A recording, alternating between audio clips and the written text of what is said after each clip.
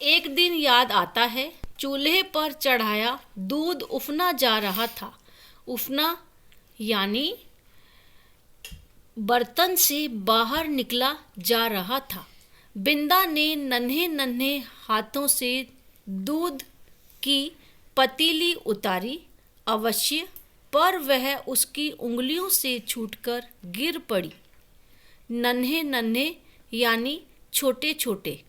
खौलते दूध से जले पैरों के साथ दरवाजे पर खड़ी बिंदा का रोना देख मैं तो हतबुद्धि सी हो गई। खौलते दूध यानी उबलते दूध, हतबुद्धि सी ऐसी स्थिति या ऐसी बुद्धि जिसमें कुछ भी सोच विचार जैसी स्थिति न रहे। पंडिताइन चाची से कहकर वह दवा क्यों नहीं लगवा लेती, यह समझना मेरे लिए कठिन था। पर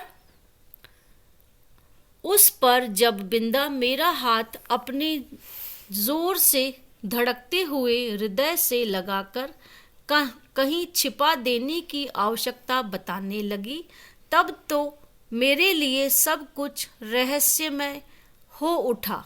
रहस्यमय यानी रहस्य से भरा हुआ, रहस्य पूर्ण, रहस्य से घिरा हुआ।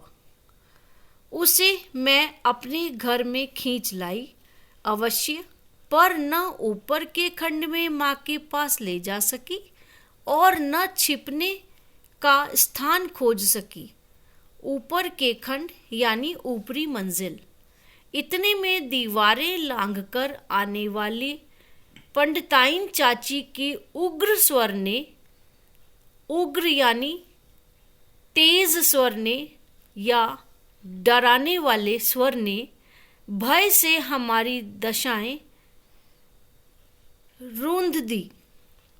भय यानी डर से, दिशाएं यानी डायरेक्शंस, रूंध दी यानी रोक दी। इसी से हड़बड़ाहट में हम दोनों उस कोठरी में जा घुसी। हड़बड़ाहट में यानी बेचैनी में, जिसमें जल्दबाजी भी थी। बेचैनी जो जल्दबाजी से युक्त थी, जिसमें गाय के लिए घास भरी जाती थी। मुझे तो घास की पत्तियां भी चुभ रही थीं। कोठरी का अंधकार भी कष्ट दे रहा था, पर बिंदा अपने जले पैरों को घास में छिपाए और दोनों ठंडे हाथों से मेरा हाथ दबाए ऐसे बैठी थी मानो घास का चुभता हुआ ढेर रेशमी बिछौना बन गया हो। बिछौना यानी बिस्तर।